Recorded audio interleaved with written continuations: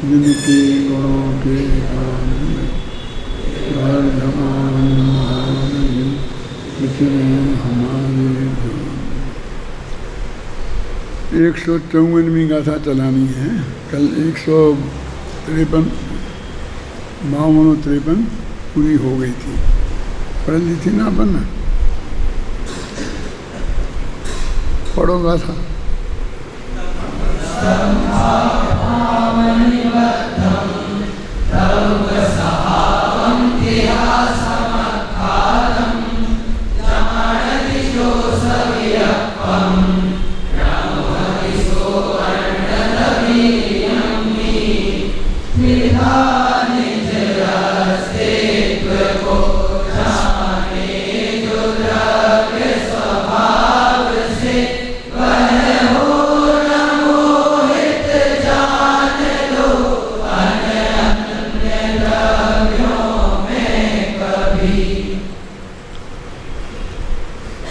भेद विज्ञान की चर्चा चल रही है। अब उसमें कहते हैं कि देह और आत्मा संयुक्त रूप से एक साथ रह रहे हैं, जिसे हम मनुष्य, देव, नारकी आदि इन पर्यायों के रूप में देखते हैं। ये चर्चा पिछली गाथा तक हुई थी। अब इसमें भेद विज्ञान करना है, तो वो कहते हैं कि भेद विज्ञान करने के लिए स्वरूपास्तित्व का स्वरूप हमें ध्यान में लेना चाहिए, स्वरूपास्तित्व का विचार करना चाहिए। देखो उत्थानिका में लिखा ना, अब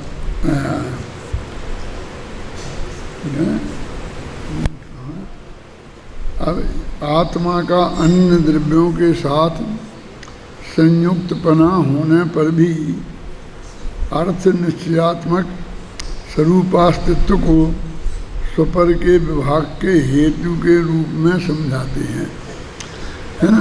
अब कहते हैं कि अन्य द्रव्यों के साथ यह आत्मा संकीर्ण, संकीर्ण माने मिला हुआ है।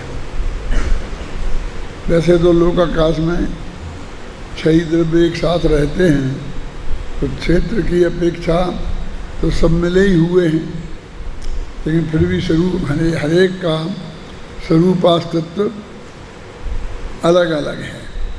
फिर भी 2 द्रव्यों के बीच में उस मिलावट में अंतर है। वो जो हमारा आकाश द्रव्य, धर्म द्रव्य और काल द्रव्य के साथ जो मिलावट है वो बिल्कुल अलग टाइप की है। और जो हमारा ये पुद्गल के परमाणु, जो आहार वर्णा, जो हमारे शरीर रूप बन गई है, इनका और हमारे आत्मा का संबंध उससे कुछ अलग हटके है।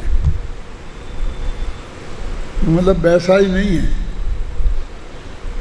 माने पुद्गलों का संबंध अकेला एक क्षेत्रावगाह नहीं है। इसके साथ कर्म बनते हैं, कर्म के अनुसार कि कितने काल इसके साथ रहेगा, फिर कितने काल बाद बिछुड़ जाएगा, ऐसी बहुत बातें हैं। उसमें तो कुछ नहीं है। आकाश द्रव्य के साथ, काल द्रव्य के साथ, धर्माधर्म द्रव्य के साथ तो वो संबंध न किसी कर्म के उदय से है, न कोई अन्य कारण है, अनादि से है और अनंत काल तक रहने वाला है ना। और इन कर्म के, ये शरीर के साथ जो आत्मा का संबंध है वो उससे कुछ अलग हटकर है, क्योंकि ये पूरे पहले कर्मों के हिसाब से बंधा है, फिर उसमें स्थिति बंध, अनुभाग बंध पड़ा है, तो कितने काल तक रहेगा, और उदय में आएगा तो किस प्रकार के फल मिलेंगे और आत्मा को वो भोगने पड़ेंगे, अच्छे बुरे सब। इस प्रकार का संबंध भी है। लेकिन अभी हमें इनमें परस्पर भेद विभाग करना है, अलग अलग समझना है। तो कहते हैं इसमें सादृश्य अस्तित्व काम नहीं आएगा, स्वरूपास्तित्व काम आएगा। जैसे अपन दिगंबर, श्वेतांबर, थानकवासी सब मिलकर जैन हैं और सब भगवान महावीर के अनुयायी हैं। और दिगंबर धर्म की मान्यताएं अलग हैं, श्वेतांबर धर्म की मान्यताएं अलग हैं, और अलग अलग अलग अलग हैं। तो ये अलग अलग भी हैं और मिले हुए भी हैं। जब हमें कोई ऐसा प्रसंग बना हो कि जिसमें हमें पूरी समाज के साथ एकता की बात करना है, तो हम सादृश्य अस्तित्व के अपेक्षा बात करेंगे।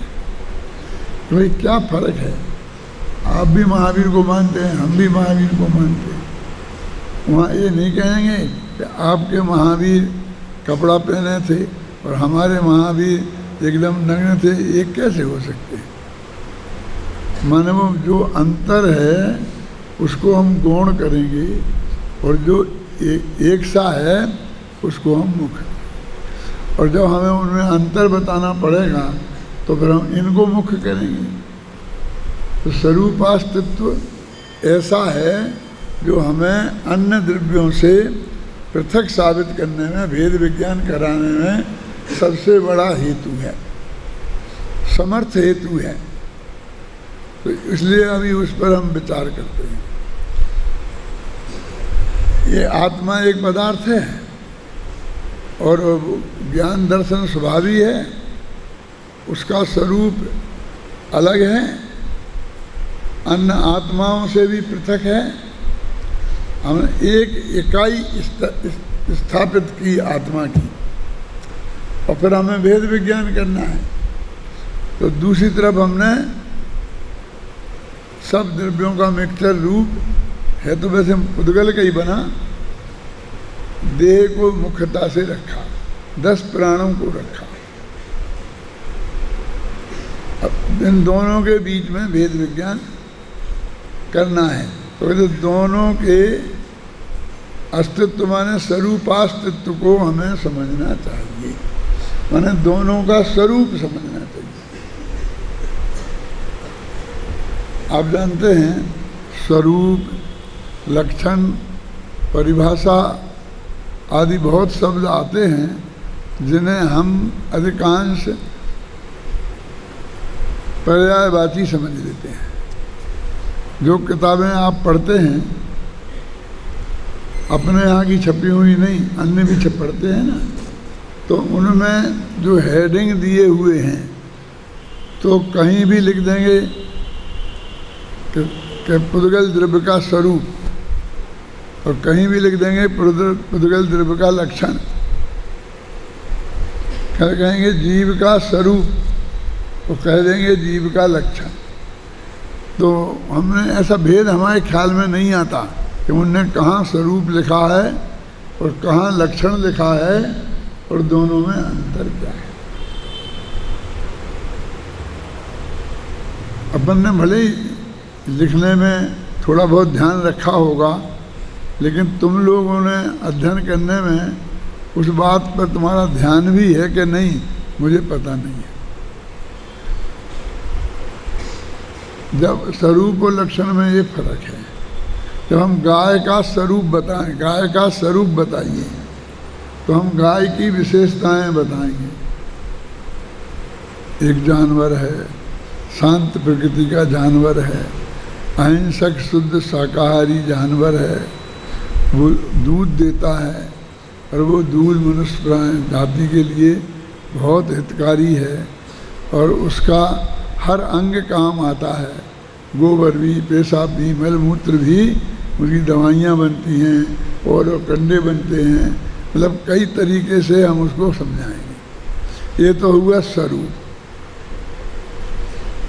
और गोत्तम शासनादि मत्तम, ये हुआ लक्षण, ये हुई परिभाषा। कि जिसके गले में वो झालर लटक रही हो उसे गाय कहते हैं। तो आप कहेंगे अंतर क्या हुआ। हमने इसमें अतिव्याप्ति, अव्याप्ति और असंभव दोष निकालेंगे और फिर उसे निर्देश सिद्ध करेंगे। और उसमें हमें कोई नहीं निकालेंगे कि गाय दूध देती है तो वो अतिव्याप्ति हो गई क्योंकि बकरी भी दूध देती है। उस स्वरूप का जब हम वर्णन करेंगे ना, तो उसमें ये दोष, ये लक्षण के दोष हैं, ये परिभाषाओं के दोष हैं, स्वरूप के दोष नहीं। माना लक्षण से हमने उसकी पृथक सत्ता तो स्थापित कर ली, पहचान का चिन्ह तो बना लिया, लेकिन उसकी उपयोगिता हमें ख्याल में नहीं आई, उसका स्वरूप हमें ख्याल में नहीं आया कि शांत प्रकृति का जानवर है, कितना ही लड़ाकू हो वो हमको चाहे जिसको वैसे ही सींग नहीं मारता फिरता है। कोई उसे छेड़ाखानी करे तो कदाचित अपनी रक्षा के लिए कुछ करे, अन्यथा वो बिल्कुल भी आपसे छेड़खानी नहीं करेगा। तो वो सड़क पे घूमती रहती गाय अपने बगल से निकल जाते हैं। कभी थोड़े बहुत डरते ये हैं इसलिए कि यदि गाय ने आक्रमण तो नहीं करेगी, ये तो हम जानते हैं, लेकिन वैसे ही ऐसा पैर मोड़ दिया इधर को और हमसे थोड़ा भी टच कर गई तो वो इतनी मजबूत है हमारी अपेक्षा कि हमें चोट लग जाएगी। उसका पैर हमारे पैर पर पड़ गया, उसने पूंछ अपने मच्छर भगाने के लिए ऐसी हिलाई और वो हमें एक जोर से लग गई तो हमारी टोपी तो उड़ ही जाएगी। माने हम उससे बचाव इसलिए करें, लेकिन वो उसका स्वरूप ऐसा नहीं है कि वो हम पर आक्रमण करेगी। कहेंगे ना, स्वरूप के संबंध में है ना, यानी उसकी अलग उपयोगिता है। तो जो छंद के ऊपर आप हेडिंग बना रहे हैं उसमें वो अतिव्याप्ति अव्याप्ति से रहित लक्षण है कि उसमें उसके क्वालिटीज बताई है, उसकी विशेषताएं बताई हैं। यदि विशेषताएं बताई हों तो उसका हेडिंग बनेगा कि गाय का स्वरूप, और यदि वो परिभाषा बनाई हो तो उसमें गाय का लक्षण। इतना वेद विज्ञान आपको था नहीं था तो आपने सीख लिया, अब भविष्य में ध्यान रखना।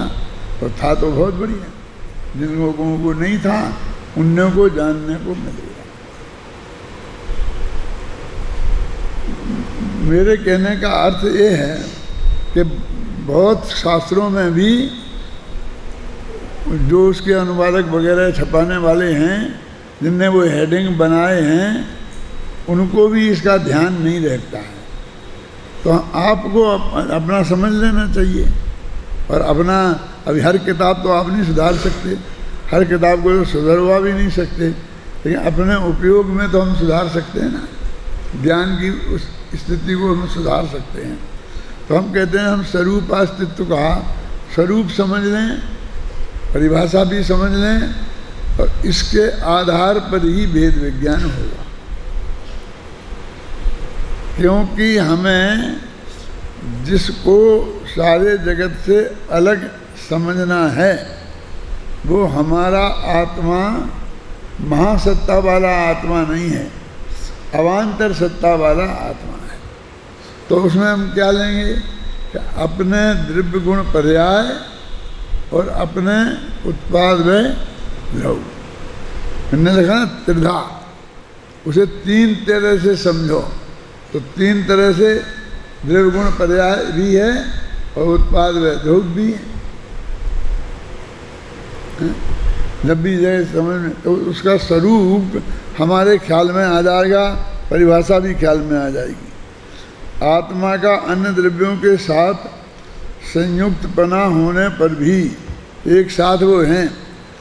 अर्थ निश्चयात्मक स्वरूप, अर्थ पदार्थ का निश्चय कराने वाला जो स्वरूपास्तित्व है, ये है अन्य स्वरूपास्तित्व जो है वो निश्चय कराएगा। वह सुपरभाव का हेतु है। यह समझाएंगे कि हमको पर से भिन्न आत्मा को समझना है तो आत्मा के स्वरूपास्तित्व को समझना चाहिए, और जिन पदार्थों से भिन्न समझना है उन पदार्थों के स्वरूपास्तित्व को समझना चाहिए। माने भेद विज्ञान का माने भिन्न भिन्न समझने का हेतु स्वरूपास्तित्व है। अब जैसे मैंने कहा हमारा उद्देश्य यदि सामाजिक एकता है, देश की एकता है, तो हम कहेंगे मुसलमान भी आदमी है, उसके भी दो आंखें होती हैं, हमारे भी दो आंखें हैं, उसके भी दो हाथ पैर होते हैं, हमारे भी हैं, क्या फ़र्क है? सबका खून एक सा है। सफ़ेद कण कितने होना चाहिए और लाल कण कितने होना चाहिए, वो पैमाना हिंदुओं के लिए अलग और मुसलमानों के लिए अलग, ऐसा तो कुछ है नहीं। तो हम जो चीज़ें एक हैं हम उनको उस दृष्टि से विचार करेंगे। बल्कि वहाँ तो ऐसा कहेंगे कि डॉक्टर को ये मरीज है ये देखना चाहिए, ये हिंदू है या मुसलमान है ये नहीं देखना चाहिए। क्योंकि हम समझते हैं हिंदू मुसलमान देखने से जो इलाज करने का पर्पज़ है उसमें एक कोई संत मात्र भी सहयोगी नहीं है, बाधक हो सकता है। हमारे चित्त में राग द्वेष खड़ा हो सकता है। वह एक मरीज डॉक्टर के पास आया है और डॉक्टर की ड्यूटी है कि उसका क्या बीमारी है, क्या इलाज है, सही तरीके से जांच परख कर उसका इलाज कर। त्रिधा निज अस्तित्व को जाने जो द्रव्य स्वभाव से, अपने आत्मा का जो अस्तित्व है वो 3 प्रकार से उन्हें जाने, माने द्रव्य गुण पर्याय जाने और उत्पाद व द्रव्य उसका जाने। वह हो न मोहित जान लो अन्य द्रव्यों में कभी, जो अपने द्रव्य गुण पर्याय अपने स्वरूपास्तित्व को पहचान लेगा वो अन्य द्रव्यों में कभी मोहित नहीं होगा। ये लोग की ऐसी प्रवृत्ति है, खासकर जैनियों की, व्यापारी समाज है ना जैनी, उनकी, कि हर काम को हमें किस चीज़ से फ़ायदा है उस हिसाब से हम निर्णय करेंगे, उस हिसाब से हम एक निर्णय करेंगे। तो वो कहते हैं कि नहीं, स्वरूप अस्तित्व से निर्णय करो। क्या कि ये घर मेरा है कि नहीं है। आप सुने, मान लीजिए भाग्य से देश में हमारे पास हमारे नाम से 1 इंच ज़मीन भी ना हो, कोई घर भी नहीं हो, फिर भी हम रहेंगे तो ना किसी न किसी घर में, किराए से रहें कैसे ही रहें तो रहेंगे तो, लेकिन है हमारा कुछ नहीं। जब इस तरह का कोई कानून आता है क्या कि इस पे इन घरों पे टैक्स लगा दो, ये कर दो, तो हम करें ठीक है, लगना चाहिए। देखो कितना किराया लेते हैं हमसे, कुछ नहीं करते हैं, कुछ तो लगना चाहिए इनको हैं? और 2 कमरे का मकान अपना हो जाए तो अब कैसे मुश्किल से किसी गरीब ने ज़िंदगी में पेट काट के बुढ़ापे में 2 कमरे का मकान बना लिया है तो साहब इनको 1000 टैक्स दो। उसने तो मकान ही मुश्किल से पूरा किया है, अधूरा छोड़ दिया, पोताई छोड़ दी क्योंकि पैसा नहीं थे, लेकिन इनको टैक्स दो। इस तरह से हम सोचने लग जाए तो वो कहते हैं कि उसमें स्वार्थ की गंध आ गई। आपका जो सोचना है वो निष्पक्ष नहीं रहा कि देश के हित की दृष्टि से क्या होना चाहिए, समाज के हित की दृष्टि से क्या होना चाहिए, ये नहीं रहा। समझ में आजकल ये हो गया ना सब जगह। अब धीरे धीरे मंदिरों पर भी चालू हो रहा है कि मंदिर सबके लिए खुले रहते हैं, अपन दर्शन करने जाते हैं। कोई आदमी कहीं किसी मंदिर पर अभी टैक्स नहीं लगा है कि आपको दर्शन करना है तो 5 रुपये लगेंगे, गुल्लक रखा है, आप 100 के नोट भी डाल सकते हैं। तो 1 नए पैसा भी नहीं डालें तो दर्शन के लिए आपको कोई रोकेगा नहीं। ये सब चीज़ें दर्शनीय ही बनी थी। ताजमहल भी जिसने बनाया होगा उसने टिकट लगा करके दिखाना, ऐसा करके तो नहीं बनाया होगा। अब धीरे धीरे वो लगने लग गई और उसका हमारा एक ही तर्क रहता है कि उसका मेंटेनेंस करना है, उसमें वो टूट फूट हो जाती है तो मरम्मत भी कराना है, कोई पैसा तो देता नहीं, आता नहीं मेंटेनेंस के लिए, तो अपन इतना टैक्स लगा दो, इतना पैसा आएगा तो मेंटेनेंस करेंगे। पहले मेंटेनेंस के नाम पर लगता है, फिर वो इनकम का साधन बन जाता है तो उसको फिर अपन बढ़ाते जाते हैं। पहले 1 रुपया लगाया, फिर 5 हो जाता है, फिर 15 हो जाता है, फिर 25 हो जाता है, और फिर ऐसा हो जाता है कि वो लोग कहने लगते हो ये हमें नहीं करना है दर्शन, हम तो अपने घर में ही भगवान को देख लेंगे और दर्शन करेंगे। क्या मतलब वो हम अपने जो विशुद्ध जो हमने विचार को नहीं रखा ना, तो ये कहते ऐसे ही हम हर चीज़ में यदि भेद विज्ञान हमारा उद्देश्य है क्यों? तो हमें स्वरूप अस्तित्व के का ही विचार करना चाहिए, मतलब और इन बातों से नहीं। आज पूज्य गुरुदेव श्री बता रहे थे ना, मंदिर बनाना चाहिए, जरूर बनाना चाहिए। बात सही है, खासकर गुरुदेव के लिए बहुत सही थे, क्योंकि वे उस संप्रदाय से आए थे कि जिसमें पहले मंदिर नहीं बनते थे, पूजा पाठ नहीं होता था, और उनके जो अनुयायी उन्हीं में से आए थे। तो उन्हें तो जहाँ भी वो जितने ज़्यादा हो गए, वहाँ हर गांव में एक मंदिर बना नहीं था। 2 घर 5 घर, एक गांव में से 10 घर स्वामी जी के अनुयायी हो गए, तो वे दिगंबर परंपरा को समझें, तो दिगंबर की परंपरा के जो आवश्यकताएं हैं वो उनको पूरी करें। तो उन्हें तो गांव-गांव में मंदिर बनाने थे, और उनकी वजह से काठियावाड़ में 10, 20, 25 मंदिर बन गए। अपन ने एक यात्रा रखी थी गुजरात की, उसमें खास करके स्वामी जी के द्वारा बनाए हुए जो जिन मंदिर थे उनकी यात्रा रखी थी। अब सारे देश में जैसा हुआ वैसा वहाँ भी हुआ। काठियावाड़ से भी लोग भाग भाग के अहमदाबाद बम्बई आ गए, और उन गाँव में कहीं 1 घर कहीं 2 घर रह गए, और कहीं वो भी नहीं रहे। तो जो समस्या अपने यहाँ पैदा हो रही है ग्रामीण एरिया में, वो उनके यहाँ भी पैदा हो रही है। लेकिन उन्हें वो मंदिर का उपदेश देना, उसकी बहुत महिमा बताना और अवश्य बनाना चाहिए, ये कहना बहुत ज़रूरी था, जो ने अपने कर्तव्य को निभाया और बनवाया। और अपने यहाँ एक गांव में गली गली में 10-10, 20-20 मंदिर हैं, ख्याल नहीं ना? ऐसे कई गांव हैं।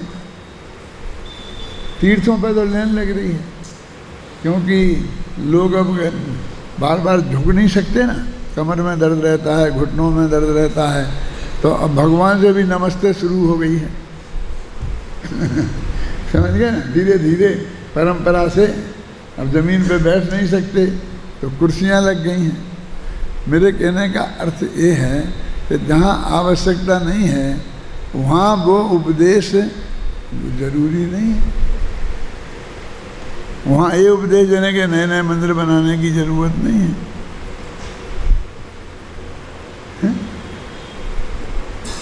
पुराने मंदिर हैं उनका हम जीर्णोद्धार कराएं, उनसे उनमें जाएं, उनको कोई खोलने वाला नहीं है, पुजारी पैदा करो मंदिर बनाते जाने से। यहाँ ऐसा उपदेश जरूरी है, ऐसा शुरू हो गया है। अब फिर नई परिस्थितियाँ बदली, क्या बदलेंगे? अपने यहाँ मंदिर तो यहाँ 10 हैं, लेकिन हर में नोट लग गया कि यहाँ जयपुर का और सोमड़े का साहित्य रखना मना है, यहाँ बैठकर कोई ये साहित्य नहीं पढ़ सकता है, वहाँ वो किताब नहीं पढ़ सकते हैं, यहाँ ये पूजा नहीं कर सकते, यहाँ यही पूजा चलेगी, ये नहीं चलेगी। अब पूजाएं भी महावीर की, आदिनाथ की, देवसास गुरु की नहीं रही, वो युगल जी की, हुकुमचंद जी की, फलाने जी की हो गई, और उस हिसाब से निर्णय होता है। हम में भी ऐसा हो नहीं आया, ये दोष हम में भी नहीं आया है।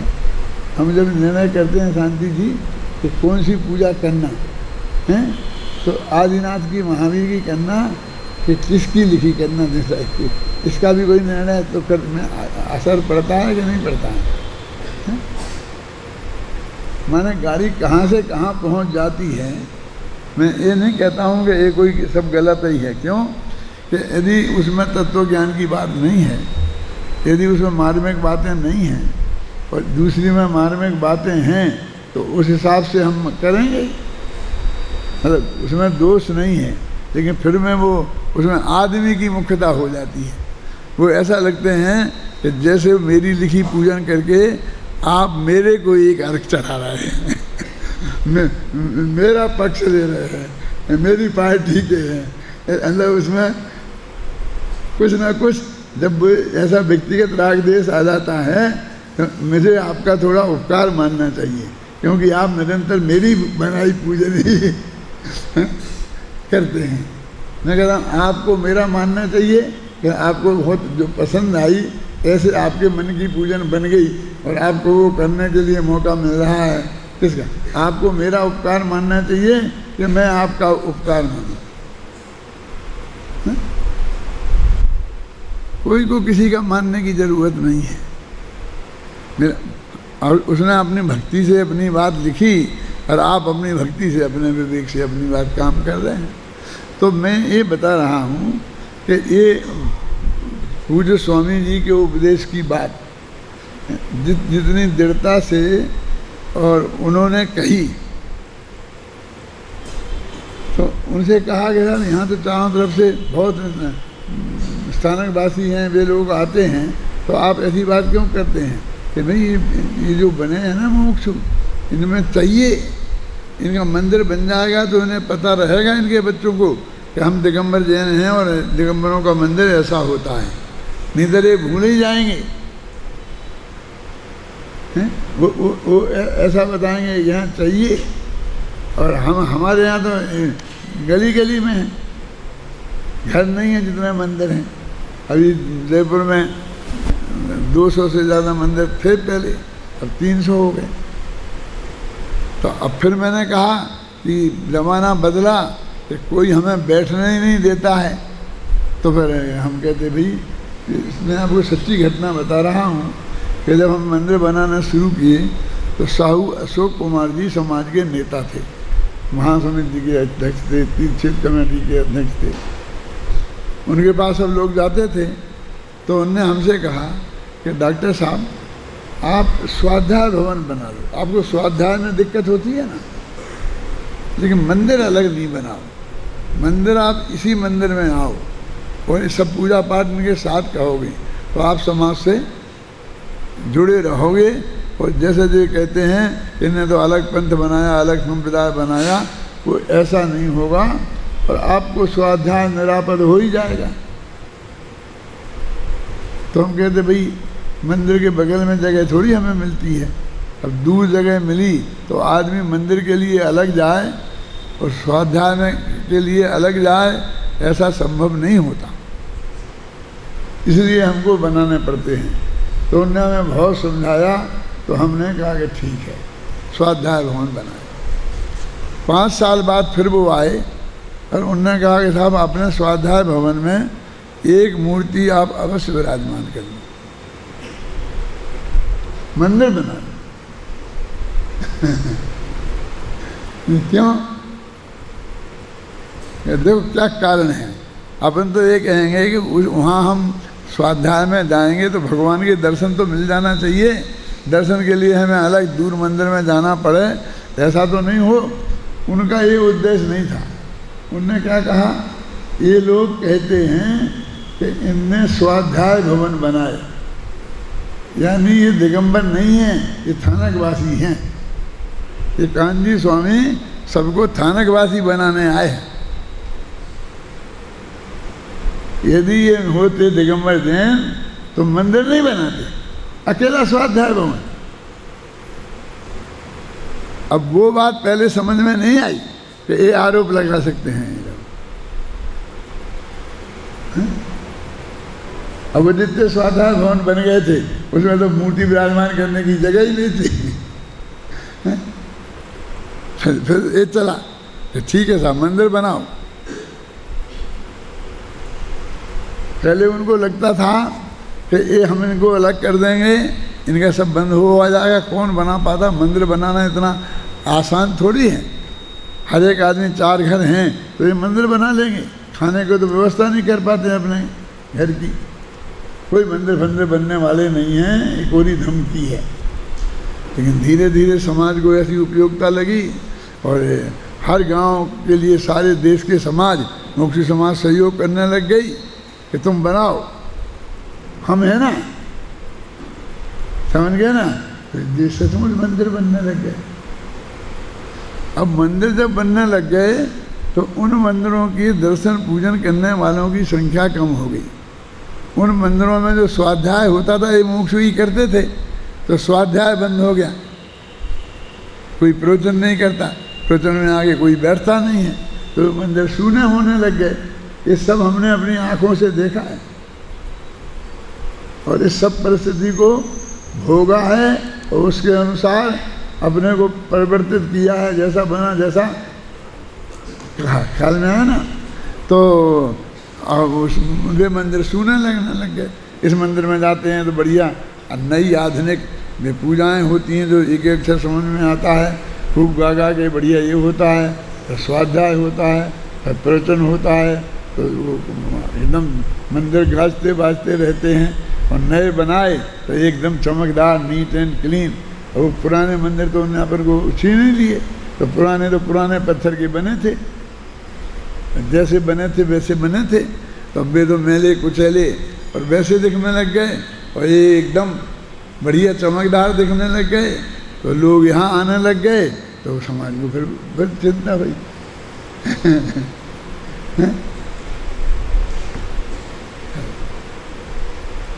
मुमुक्षुओं को भी चिंता हुई कि साहब अपन तो समाज से बिल्कुल कट गए, अभी समाज वाले अपन को बुलाते भी नहीं हैं, क्यों? तो गांव-गांव में मंदिर संघ बने। मंदिर संघ बने अपने जयपुर में भी बना है कि हर एक मंदिर को रजिस्टर्ड करो, माने कितने मंदिर जयपुर में हैं, कौन कौन कहाँ हैं, सबको उसका मेंबर बनाओ, मंदिर महासंघ। तो अब अपन को शामिल करना क्या नहीं करना?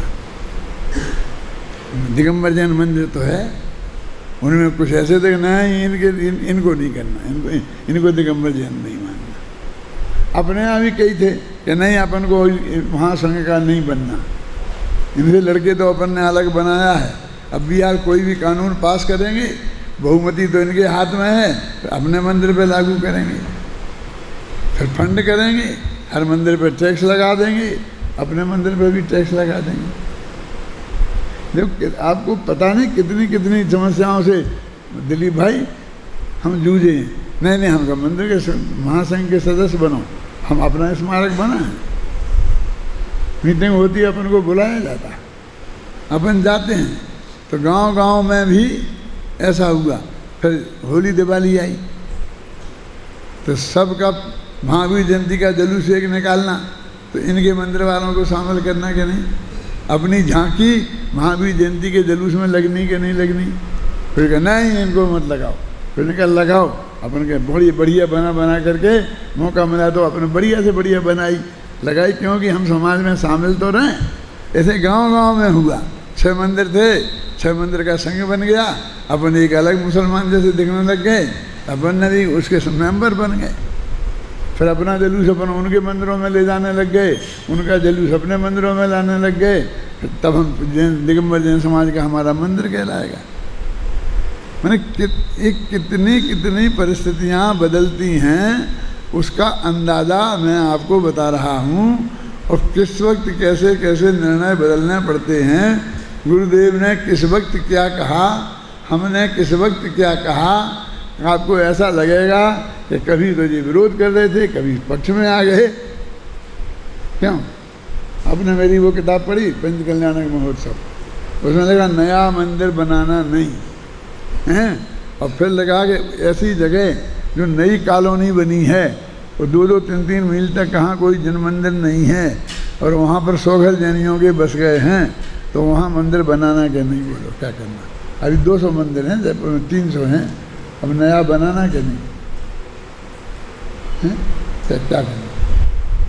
बापू नगर में अपना जो टोटमल स्मारक है, तो वो चैत्यालय बनाना क्या नहीं। कोई आदमी वहाँ से यहाँ तक रोजाना दर्शन करने आएगा हैं?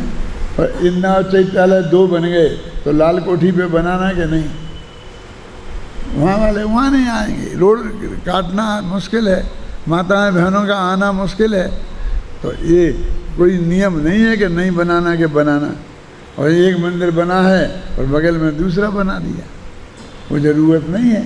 लेकिन वो ये 20 पंथी है, ये 13 पंथी है, यहाँ फूल पत्ती नहीं चढ़ाने देते, वहाँ पे चढ़ाने देते हैं। अब एक को चढ़ानी है तो वो तो बनाएगा, आज नहीं बना पाएगा तो कल बनाएगा। हम आज भी उन समस्याओं से जूझते हैं। कोई भी आता है और यहाँ टोडरमल जी की परंपरा के विरुद्ध है, कुछ भी करने लगता है, उसे हम समझाते हैं तो मानता नहीं है, कभी कभी अकड़ने लगता है। तुम्हारी हिम्मत हो तो रोक लो। अब हिम्मत कहाँ से लाए हम उससे लड़ने की, तो क्या करें, वो चलने दें। क्या बात करते हो आप, टोडेमल जी की मंदिर में ही टोडेमल जी की परंपरा नहीं चलेगी और वहाँ भी ये होने लगेगा तो फिर क्या होगा। अभी समस्या चल रही है। हमारी कुछ बहुत सी महिलाएं हैं, बहनें हैं, उन्हें भगवान का अभिषेक अपनी आँखों से रोज देखना है। वो धर्म होता है बहुत बड़ा। बच्चों को अपन नहाते हैं, खुद नहाते हैं तो किवाड़ बंद करके नहाते हैं कि सारा जैसे दुनिया देखे ऐसा नहाते हैं। वो तो सफाई का काम है, उसमें सबको वो पूजा का अंग नहीं है। पूजा के अंग तो अभी 5 है ना, तो कौन सी स्थापना, आह्वान, स्थापना, सन्निधिकरण, पूजन और विसर्जन, 5 अंग हो गए। लेकिन अब वो कहते हर एक को बस भगवान ऐसे आराम से बैठे रहते एक थाली में छोटे से, और एक आदमी बैठा रहता है और वो एक मम्मी आती है, वो कहती है हाँ भैया लगाओ, तो एक फिल्टर डाल दिया। तो सर्दियों में 2 घंटे तक पानी में भगवान को बहुत ठंड नहीं लगती हो। अब हम कह रहे जब तुमको देखना ही है तो जब अभिषेक होता है तब आगे देख लो। बहुत लोग हमारे पास आते हैं रोजाना, सब कड़काई से मना कर देना चाहिए, भले ही नहीं आए तो नहीं आए, उन्हें जहाँ जाना हो वहाँ चले जाने दें। अभी ऐसी बात मत करो, दर्शन है, मंदिर है, जो लोग आते हैं तो उन्हें दर्शन पूजन करने में हम तो चाहते हैं कि वो आएँ। नहीं आप प्रवचन में तो बैठते ही नहीं हैं, बस कोरे दर्शन करने आते हैं और उनके लिए आप ये करें। अरे हम कोई ऐसी शर्त नहीं लगा सकते हैं कि प्रवचन में बैठेंगे उन्हें पूजन करने देंगे, क्या करें। नहीं ये तो ठीक नहीं, ये तो ठीक नहीं, बंद कर। क्या करें, हम कहेंगे भैया तुम प्रवचन में आओ तो हम समझाएं कि इसमें कोई पूजा का धर्म नहीं है, और फिर भी नहीं, हमारी तो प्रतिज्ञा है। तो क्या करें कि एक 7 बजे अभिषेक होगा तब आके देख लो, तो दूसरी दफ़े एक 8-10 बजे होगा, फिर आके देख लो। लेकिन तुम 24 घंटा चालू ही रखो, ये तो नहीं हो सकता ना, एडजस्ट कुछ ना कुछ करना पड़ेगा ना। क्या करें, मैं बता रहा हूँ कि ये द्रव्य क्षेत्र काल भाव का कितना असर पड़ता है। कहने साहब ध्यान दो, जहाँ जाना हो वहाँ जाने दो। अरे वहाँ नहीं जाने दो, उनमें कोई ऐसा भी आएगा कि जो हमारे बगल में ही एक नया मंदिर बना के खड़ा कर देगा और जिसमें भगवान को निरंतर अभिषेक होता रहेगा। क्या किसकी हिम्मत है, मंदिर ऐसे ही आसानी से बनते हैं, बाबू नगर में जगह कहाँ मिलती है। अरे भाई आज नहीं है, एकदम कल नहीं बन जाएगा, लेकिन नींव पड़ गई। क्या सोगानी जी हैं, तो हम तो चाहते हैं कि नहीं शांति से यहाँ आकर आएँ, आज नहीं तो कल, कल नहीं तो परसों प्रवचन भी सुनेंगे, तत्व ज्ञान भी सुनेंगे। तो मेरे कहने का मतलब ये है कि ये सब बातें जो हैं, चाहे गुरुदेव के प्रवचन में आएँ चाहे हमारे प्रवचन में आएँ, उनका दिव्य क्षेत्र काल भाव का उस पर बहुत असर होता है। मैंने एक उदाहरण दिया है उसमें कि गवर्नमेंट ने जो अस्पतालें खोली हैं, और उस गवर्नमेंट का ये नियम है कि फैमिली प्लानिंग होनी चाहिए, किसी के 1-2 बच्चे से ज़्यादा बच्चे नहीं हों, ये भी है। तो इसमें इसका इंतज़ाम की सारी व्यवस्था होती है और प्रचार करना काम है उन अस्पतालों का। लेकिन जिसके संतान नहीं होती है उसे संतान चाहिए, तो इन्हीं अस्पतालों में जिसके संतान नहीं होती है उसके संतान हो, इसका इलाज भी उसी अस्पताल में होता है। कि जब आपको रोकना ही है तो जिसका प्रकृति से रोका हुआ है, आ बैल मुझे मार उसको तुम बच्चे पैदा करने का इलाज करके नहीं, अब समस्या क्यों खड़ी करते हो कि नहीं, वो भी आवश्यकता है। तुम्हारे 5 बच्चे हैं, उससे हमें हमारे जो बच्चे की आवश्यकता है उसकी पूर्ति नहीं होती। हमें हमारा बच्चा चाहिए, तुम्हारा बच्चा नहीं चाहिए। क्या समझ में आई ना। ये आदर्श की बातों से कोई फ़ायदा नहीं है कि मैं देश के सारे बच्चे हैं और बच्चों की कोई कमी नहीं है। क्या आप समझ गए ना। हर एक को अपना बच्चा चाहिए, तो उसके लिए 1-2 बच्चे पैदा करने का इलाज भी अस्पताल में करेंगे, और जिनके ज़्यादा हो रहे हैं उनके ना होए उसका इंतज़ाम भी अस्पताल में करें, उसी अस्पताल में वही डॉक्टर करेगा। तो ऐसे ही अपना मंदिर इसका है, जहाँ मंदिर नहीं होगा और आवश्यकता होगी वहाँ मंदिर बनाएंगे भी, और जहाँ आवश्यकता नहीं है और पहले ही से बहुत मंदिर हैं और वहाँ पहले बस्ती थी, अब भग के सब कॉलोनियों में आ गए, अब वहाँ रहते नहीं हैं, इसलिए मंदिर तो लेन से लगे हुए हैं और आदमी रहे नहीं हैं। क्यों भग जाए? तुम्हारे पास में मंदिर था, सब सुविधा थी, वहीं रहते ना। अब क्या बताएं आपको, वहाँ गाड़ी नहीं जाती, कार वहाँ तक नहीं पहुँचती है, छोटी छोटी गलियाँ हैं, इतना ट्रैफिक है, इतनी भीड़ है ना, ये समस्याएं। इसलिए हम बाहर रहते हैं जहाँ पर हमारी गाड़ी जा सके। तो कॉलोनियों में मंदिर बनेंगे, और अभी कोई उन मंदिरों के बीच में ही एक नया मंदिर बनाने की कोशिश करेगा तो उसका निषेध भी किया जाएगा। तो पूज्य गुरुदेव श्री ने उन परिस्थितियों में वो बात बताई है जो उन्हें बहुत बहुत ज़रूरी थी, ख्याल में आई ना। और हम उस बात का विवेक नहीं रखते हैं। अब वहाँ हम कहते हैं, हम वो चर्चा ही नहीं करते। क्यों नहीं करते हो? कि भाई 10-5 स्थानक वासी आते हैं बेचारे, और तत्व की बात बहुत प्रेम से सुनते हैं, तो आ बैल मुझे मार उन्हें चिढ़ा कर, क्यों उन पर ऐसी शर्तें लाद कर कि तुम्हें मंदिर बनवाना पड़ेगा, मंदिर में पूजा करनी पड़ेगी, तुम्हें ये करना पड़ेगा, इस तत्व ज्ञान से हम उन्हें वंचित नहीं कर देना चाहते हैं। और कल उनकी समझ में आएगा और वो अपने आप इस रूप परिवर्तित हो जाएंगे तो हमें बहुत खुशी होगी। लेकिन फिर भी हम वो शर्त नहीं लगाना चाहते हैं। अपने यहाँ तारणपंथी हैं, कई तरह के लोग जगह जगह हैं ना, और उन सबको ये तत्व ज्ञान पहुँचाना है ना दिलीप भाई, तो हमको ऐसी लचीली नीति बनानी पड़ेगी क्या, कि जहाँ जैसी आवश्यकता है उस हिसाब से हम अपनी इन बातों का निर्णय करेंगे। उसकी आवश्यकता भी है और आवश्यकता नहीं भी है। अब यहाँ काय की आवश्यकता है, क्या करना है अपन को? यहाँ क्या करना है? अपन को भेद विज्ञान करना है। किसमें करना है भेद विज्ञान? प्राणों में 4 या 10 प्राणों और आत्मा के बीच भेद विज्ञान करना है। तो आचार्य ने हमको सीधी सा एक रास्ता बताया कि ये भेद विज्ञान यदि आपको करना है तो आप स्वरूपास्तित्व को समझो। हर एक द्रव्य का स्वरूपास्तित्व है, उसके द्रव्य गुण पर्याय में, उसके उत्पाद व ध्रुव में वो अलग अलग है।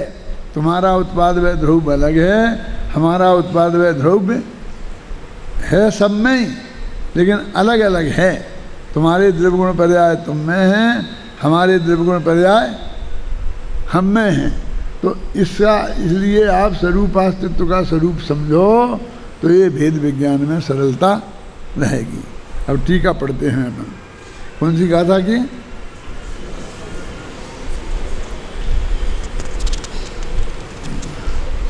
मेरे पेज पलट जाते हैं, तुम गाथा नंबर बताया करिए।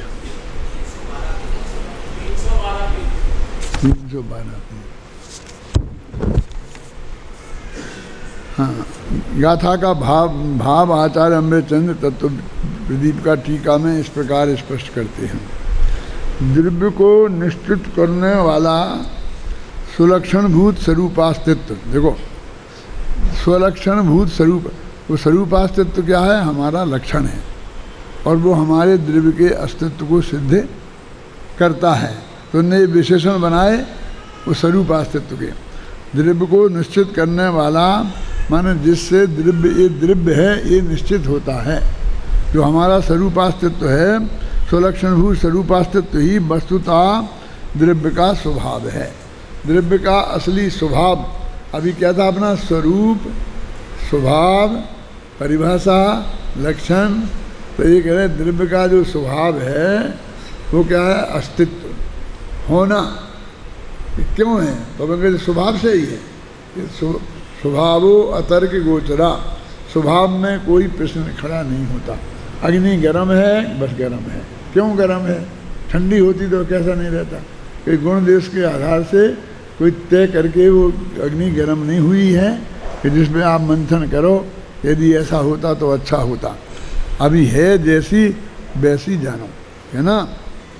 द्रव्य, क्योंकि द्रव्य का स्वभाव अस्तित्व से ही बना हुआ है। अन्य द्रव्य को आप जानते हैं, सत्य द्रव्य लक्षणम, सत्य माने अस्तित्व, सत्य माने सत्ता, जो सत्ता स्वरूप है ना, सत्ता का स्वरूप माने अस्तित्व का लक्षण। हम हैं, प्रत्येक द्रव्य है, उसके है का स्वरूप क्या है?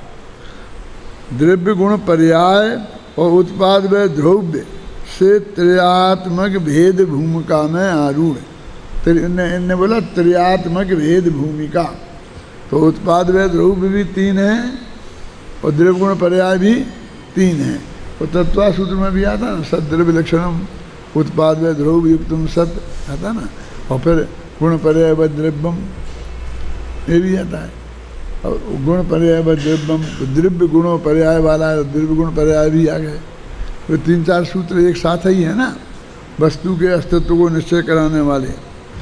द्रव्य स्वभाव ज्ञात होता हुआ पर द्रव्य के प्रति मोह को दूर करके सुपर के विभाग का हेतु होता है। वो एक कह रहे कि हमारा अस्तित्व हम में है, हमारा उत्पाद हम में है, हमारा व्यय हम में है, हमारा द्रव्य हम में है, हमारा द्रव्य हम में है, हमारा गुण हम में है, हमारी पर्याय हम में है, और तुम्हारे सब तुम में है। तो भेद विज्ञान सिद्ध किया ना इसने। मैंने कोई का किसी से कोई संबंध नहीं। अब देखो गड़बड़ी कहाँ से शुरू होती है कि साहब ये तो ठीक है, ये जो अपने शांति जी जो भेद है ना, एकत्व, ममत्व और कर्तृत्व और भोक्तृत्व। और देखो मैं ज़रा इस पर घटित करके बताता हूँ कि हमारा ये सब अस्तित्व माने द्रव्य गुण पर्याय और उत्पाद व द्रव्य हम में है और तुम्हारा तुम में है। ये जो हमने समझाया तो एकत्व का निषेध किया, माने हम और तुम एक नहीं हैं, दोनों अलग अलग हैं। अलग अलग होने के लिए क्या जरूरी है? अपने द्रव्य गुण पर्याय हो और अपना उत्पाद में द्रव्य हो। दो देश होने के लिए क्या जरूरी है? जैसे वो बताते हैं ना कि निश्चित भूभाग हो, क्षेत्र हो, ये सब बातें ऐसे ये हैं। अब ये कहते हैं कि दोनों का ये कहाँ पढ़ रहे थे, विभाग का हेतु है। अभी हमने एकत्व का निषेध किया तो ये कहता है कि ये बात तो बिल्कुल सही है कि हमारे उत्पाद व द्रव्य हम में है और हमारे द्रव्य पर्याय हम में है, तुम्हारे तुम में।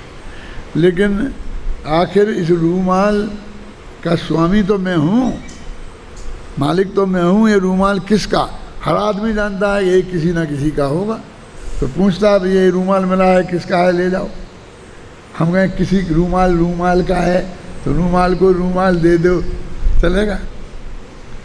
पूरा प्रवचन हो रहा कि कोई किसी का नहीं है स्वामी, और उसी वक्त उसी स्पीकर पर व्यवस्थापक आके कहेगा कि एक रूमाल मिला है, जिसका हो वो ले जाए। माने कोई ना कोई इसका स्वामी है। वो कहें इसका कोई स्वामी नहीं है, तो ऐसा नहीं होता। आप समझिए, माने ये सारे जगत के जो पदार्थ हैं उनके हम स्वामी बन बैठे सब। ये कुछ के हम बन बैठे, कुछ के तुम बन बैठे। हिंदुस्तान लुटा तो अंग्रेज़ों ने लूट लिया, फिर फ्रांसीसी आ गए तो उन्हें भी पांडिचेरी 2 गांव पकड़ लिए। फिर पुर्तगाली आ गए तो उन्हें भी गोवा आदि के 2 गांव पकड़ लिए, जहाँ जिसको जितना मिला लूटा खसोटा। समझ गए ना? तो आप बस इसके स्वामी बन गए। ये है किसी का, तो ये कहते भेद विज्ञान कराना ही नहीं, ये किसी का नहीं है। तो ये स्वामित्व का निषेध हुआ। पहले एकत्व का निषेध किया था, फिर स्वामित्व का किया कि कैसी बात करते हो, बनाया तो मैंने ही है, वो कोई कोरी हो उसने बुना हो, कुमार हो उसने घड़ा बनाया हो, कि कैसी बात करते हो। देखो ये समय सार है ना, किसका है? मेरा कि तुम्हारा? तुम कहते हो मैंने 50 रुपये दिए इसलिए मेरा है, और मैं इसको मैं कहता हूँ इसे मैंने लिखा है इसलिए मेरा है। बोलो, दोनों है ना। तुमने 50 रुपया दिए तो तुम्हारा है, मैंने लिखा है। कुंद कुंद कहते मेरा है। ये मूल गाथाएं तो मैंने ही लिखी थी, तुमने तो उनका अर्थ किया है, तुम्हारा कैसे हो गया? अमृतचंद कहते जयसेन का नहीं मेरा है, क्योंकि टीका तो मैंने लिखी। तो कितने कितने इसके मालिक खड़े हो जाएंगे? बोलो। और कोई ये समय सार किसी का नहीं है कि नहीं हम नहीं मानते, किसी ना किसी का तो होता ही है। आपको तो ये बताना ही पड़ेगा किसका है, तो हम कहेंगे समय सार का है। जो अध्यात्म में जो आता है ना, यहाँ को हम क्यों भागते हैं? क्यों? यदि उसका मालिक नहीं बताएं हम किसी को, तो अभी कितने मालिक तैयार बैठे हैं, कितने लोग उसके मालिक बनने को तैयार खड़े हैं। तो कहते स्वरूप अस्तित्व हर एक का अलग अलग है ना। मैं रूप हूँ, तुम रूप नहीं हो, फिर मैं तुम स्वामी भी नहीं हूँ, मैं कर्ता भी नहीं हूँ, भोक्ता भी नहीं हूँ। ये सब मानो तो वो भेद विज्ञान कहलाएगा, नहीं तो भेद विज्ञान नहीं कहलाएगा। अब इसके आगे फिर एक झगड़ा आ गया कि जानता तो हूँ, अब वो वैसा नहीं था जो हमने एकत्वमत करते तो भोगते तुम्हें किया, कि हाँ जानते तो। समझना बहुत मार्मिक बात है ये, खासकर उस संदर्भ में जो अपने यहाँ चलता है। तेरी भाई क्या कि जानता तो है, मना जानने को तो मना नहीं कर सकते। तो हमने कहा कि हमारा जानने से विरोध ही नहीं है, जानो ना खूब तुम, लेकिन जानने से कोई चीज तुम्हारी नहीं हो जाती। हमें तो तुम्हारी नहीं है, इसका स्वरूप अस्तित्व तो अलग है, तुम्हारा स्वरूप अस्तित्व इस पे थे ना, तो हमें जानने में ऐतराज नहीं, करने में तो हो जाता है, भोगने में हो जाता है, समझे ना, स्वामी में हो जाता है, एंट्री हो जाती है परद्रव्य की, लेकिन जानने में नहीं होती है। तो कहते ठीक है जानो, लेकिन तुम्हारा नहीं हो गया ये। भेद विज्ञान में हमें कोई बाधा खड़ी नहीं हुई, इसलिए कहते कि जानने से भूमि न होत, चांदनी की ज्यों त्यों नहीं धनी, ये को ज्ञानी। ये जमीन जो है इस पर चंद्रमा की किरणें पड़ती हैं, चांदनी पड़ती है ना, तो जितनी चांदनी पे चंद्रमा की चांदनी पड़ी भूमि पे, तो उतनी जमीन चंद्रमा की हो जाती है? नहीं होती। तो भूमि न होत चांदनी की ज्यों त्यों नहीं धनी, गे को ज्ञानी।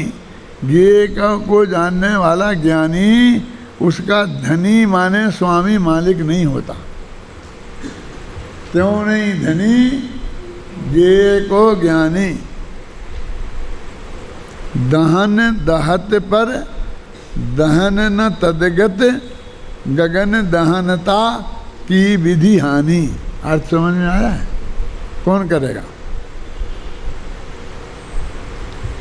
देखो एक तो इसमें सारे लघु अक्षर, दहन दहत पर गगन न तदगत, कोई मात्रा नहीं है, सबकी छोटा छोटा आ है सब में, पूरी पंक्ति में ना कोई मात्रा, आँख छोटे आगे अलावा कोई मात्रा नहीं है। तो ये एक काव्य का सौंदर्य है ना? फिर बोलता हूँ दहन दहत पर गगन न तदगत। देखो अभी दहन माने अग्नि और दहत माने जलती है। दहन दहत पर गगन न तदगत, वहीं आकाश भी है, जहाँ अग्नि जल रही है वहाँ आकाश भी है, तो वहाँ रहने वाला आकाश जलता नहीं है। गगन न तदगत, दहन दहत पर गगन न तदगत, वहीं मौजूद आकाश नहीं जलता है। क्यों नहीं जलता भैया? कि गगन दहनता की विधि हानि, कि गगन में जलने का स्वभाव नहीं है। गगन दहनता की विधि हानि, उसमें जलने का स्वभाव नहीं है। जिनमें जलने का स्वभाव होता है वो जलते हैं, ईंधन जलता है। वहीं मौजूद आकाश है वो नहीं जलता है, हैं? इसी प्रकार ज्ञान को ज्ञेयों को जानता है पर वो उसका मालिक नहीं है, हैं? ये ज्ञेय को ज्ञानी, ज्ञेयों को जानता तो है लेकिन उनका स्वामी नहीं हो जाता। तो वहाँ एकत्व मत करते तो भोक्तृत्व का तो निषेध किया है और जानने का समर्थन करना है। तो अलग अलग स्थिति हो गई, क्योंकि वहाँ तो कोई ऐसा चक्कर था ही नहीं एकत्व मत करते तो भोक्तृत्व में। लेकिन जानने में दो स्थितियाँ बन गई कि जानने के लिए कोई रोक टोक नहीं है, लेकिन तुम उस पर अपना अधिकार जमाओ तो नहीं चलेगा कुछ भी, है ना? गगन दहनता की विधि हानि। तो इस तरीके से ये भेद विज्ञान की बात है, और इस भेद विज्ञान के लिए हमें स्वरूपास्तित्व का निर्णय अवश्य होना चाहिए।